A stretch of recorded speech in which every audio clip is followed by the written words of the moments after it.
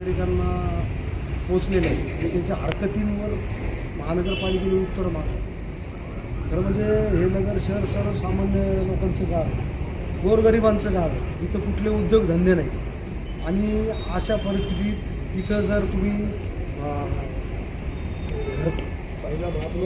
लोकांकडून जर तुम्ही घरपट्टे वसुलीसाठी तगादे करायला लागले तर ही चुकीची बाब आहे.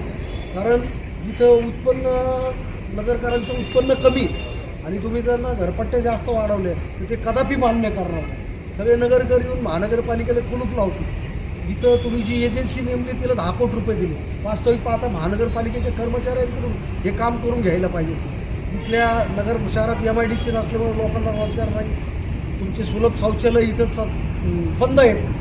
रस्त्याची परिस्थिती आपण सगळ्यांनी पाहिलेली, उद्यानांची परिस्थिती पाहिलेली. अशा अवस्थेत तुम्ही टॅक्सेस वाढवायचा विचार करता, हे नगरकरांसाठी दुर्दैव आहे. आणि या संदर्भात आम्ही सगळे शिवसैनिक याच्यासाठी मोर्चा काढणार आहोत आणि आम्ही महानगरपालिकेला टाळे लावणार आहोत. कारण महापालिका ही सेवा देणारी संस्था आहे, ही काही पैसे कमावणारी संस्था नाही.